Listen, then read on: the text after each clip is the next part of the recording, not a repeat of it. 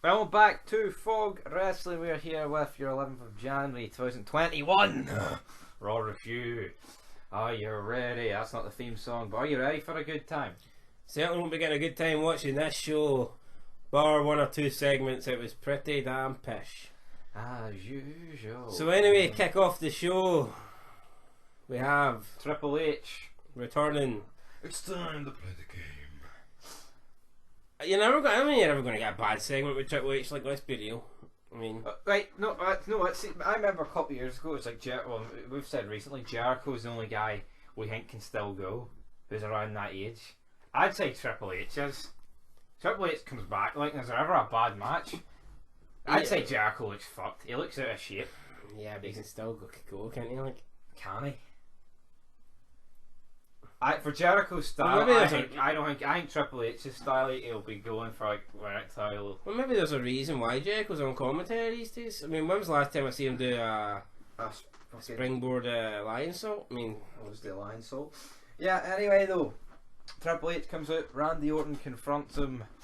He's like, Triple H says, "You think you're great bullying legends, brother?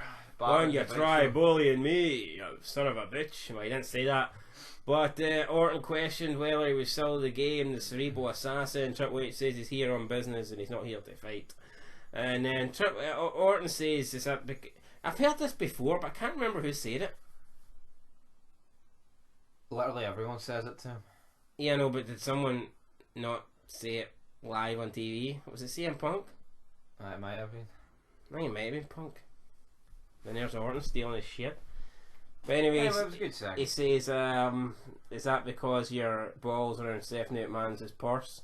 Then this caused Triple H to come back, punches Orton, and I guess we're going to get Triple H versus Orton tonight, main event. Best Triple H match in 6 years on Raw. It'll be the best main event we've probably seen in Raw in forever, so yeah, there you go. Then we have Drew McIntyre saying about his positive test for COVID, he'll live. Yep, he'll no die. He's just missing 2 weeks of Raw, which for him is probably a good thing. It's just the ratings that'll die, but anyway. Triple H being a fan, fuck the ratings will go up. I mean, I can't imagine Drew's affecting the ratings much these days. Anyway, after that, we had. You watched the show, mate. Have you not got up the results, no? You watched the show, mate. Fuck, I'm making this thumbnail here. Alright. Up next we had something pitchy anyway. I watched a few clips. I watched the Orton and Triple H stuff. I watched the Drew McIntyre stuff. With Jeff Hardy versus Matt Riker. Who? Some guy from the Forgotten Jackson Riker? Fuck knows. Some bum that looks like Elias, and then after that with Jeff Hardy versus actual Elias. Why we had those matches back to back, I don't know. Jeff Hardy deserves so much better, man. After that, we had some shite with Retribution. So Retribution started, they were taking over the whole entire company.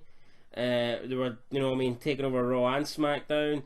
Then they kind of just got stuck on Raw. And now they're not even taking over Raw. Now they just got into like a fucking feud with one stable, the Hurt Business. And now they're not even in that feud anymore. They're just beating up fucking random tag teams. So. I know it annoys me. This prick was moaning about, why is Hulk Hogan on the show, brother? This is why Hulk Hogan has to come back, because pricks like you are fucking pish. I'm not joking, but not that Retribution was ever going anywhere, but when he got announced as the fucking leader, it died. It literally fucking died. And this ain't me making up shit to try and make Muhammad Ali, or whatever his name is, look bad. What is his name? Mustafa.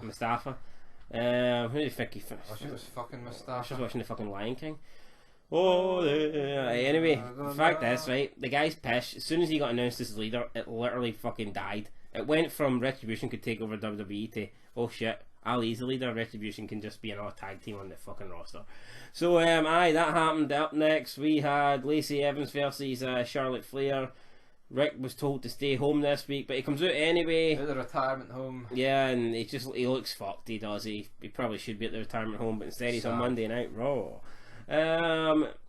He cost Charlotte the match after helping Lacey Evans to win it. Who knows what's going to happen here? I mean, it would be cool to see Ric Flair in a capacity on Raw every week, but we're not getting Ric Flair. We're just getting some fucking old guy. That's what we're getting. We're not getting this Ric Flair. See, at this stage, it's just some fucking 70-year-old guy at ringside. It's not the Nature Boy, Ric Flair. It's some guy who's way to collect his pension.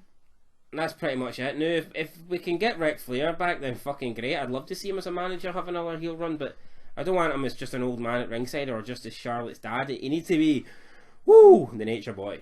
Next up, we had Triple H quickly segment backstage. He accepts Randy Orton's challenge, even though I think it was blatantly obvious he already accepted his challenge.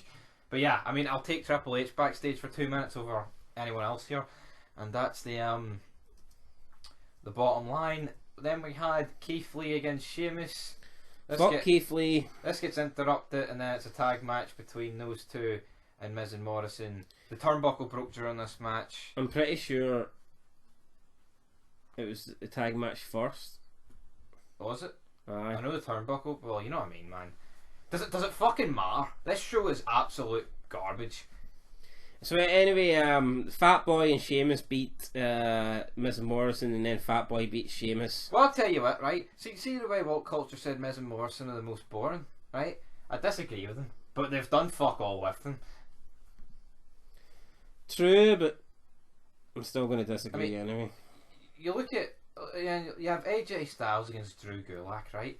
And I'm looking at this card. I mean, how much better would it be, right, to have like your heavy hitters from Raw all feuding going into the Rumble, like Jeff Hardy? Why not Jeff Hardy against AJ Styles? Because that would be push. I don't know. Fuck it. Who knows? Who knows?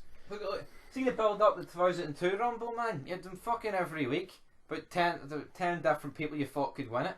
Seeing this, number one, I don't give a fuck who could win it, and number two, no one's feuding with it. It's just fucking garbage. Wrestling's dead. Anyway, after that we had Matt Riddle against MVP. I think, was it not Bobby Lashley? He took on Riddle, and then, in case you don't know, guys, I didn't watch this shit, so I watched the Lashley Riddle match. Lashley retained, thankfully for that, because we do not want Riddle, who's a nonce, winning the title. But to be honest, he's pissed, so it wouldn't matter if he touched kids or not. Then we have Mandy Rose and Dana Brooke taking on Nia Jax and Shayna Baszler. Why Mandy Rose is teaming up with Dana Brooke, I don't know. Probably, I mean, I'll be honest, it's one of the most things that baffles me the most in this. I've accepted that this passion is not going to be good, but why have someone that can potentially be a star and looks fucking hot and could be your next Trish Stratus? Why have her team up with someone that is fucking going nowhere? Someone that's been around for 10 years, their career's fucking dead. They look like a Barbie doll that went wrong in the manufacturing fucking centre and its face got melted. Why the fuck is she teaming with her? I don't know. And what makes this even worse, it's the fact that they uploaded a video, a comprehensive, we'll get to the post-match in a minute, but they uploaded a video, a comprehensive look at Goldberg's storied career, and the feuds are like beating most of the Raw segments, or just level with them, and that's a problem. It's just a pish promo package with Goldberg's career. Just shows how dead they are. Yep, up next we had the post-match interview between Jax and Baszler, which was awful, fucking awful. This was the worst thing you've ever seen in your life. Yeah, man, we're a team, we're a cohesive unit. I mean, I was going to say this shouldn't have been allowed to air, but I don't think it was allowed to air. I think it was just for the fucking garbage. I mean, one's supposed to be an MMA fighter who looks like fucking Kimo O'Connor, and the other one's just a fat bitch who's supposed to be a monster. And this is fucking garbage. Next, Randy Orton against Triple H.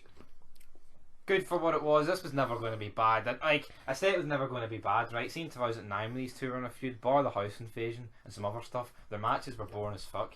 Because when you have a match at Mania and only one person can be disqualified, it's fucking retarded. But here, decent enough match, few spots. Triple H goes for a sledgehammer, Arena cuts the dark, his sledgehammer's on fire, he disappears, fuck knows where Triple H went, probably back to fucking Connecticut. And Alexa Bliss, fireball in the coupon of Randy Orton. He's screaming as the show goes off the air, and this has 2 million views on their channel, and that is probably more than every other clip combined. What do you make of that, brother? Interesting end, I guess. Fireball, but I mean, it was alright. It was the best shit on the fucking show. I'm not gonna bury it. Like, I mean, it was alright. We've seen a fireball before, so I'm not gonna mark it and pretend it's the first time we've ever seen it. It was alright. It was cool. Orton sells it or whatever. Lights go out. Triple H is gone. I get it. It's all right. It's decent. They could do really good stuff with this next week. Where like, imagine the opening the Raw next week. Triple H like wakes up in the Firefly Funhouse, and he's like bound and gagged, and he can't find a way out or something. You know what I mean? How interesting would that be as like a cold open? But no, the company's pish, and they've got as much creativity as a fucking dead fly. And anyway, what we giving Well, this? if that's the dead fly that was facing Austin, like, there's quite a lot of A creativity. wing bar, right? Anyway, what we giving this? Fucking probably a 1 for me. Like, I mean, I'll give it a 2. I gave last week a 2 because it was good seeing the legends. But you know what? I'll give this a 2 because I think all the Triple H stuff and I like the end and the Orton stuff. It was all good. You know what? If the rest of the show was like that, this show would probably be getting like a 6 or a 7. But you'll never have a show now that was consistently good throughout. You'll never ever again. No. Never. Unless it's an hour show and it's dedicated to legends and you've got even then it won't be. Till then, 2 out of 10. Peace.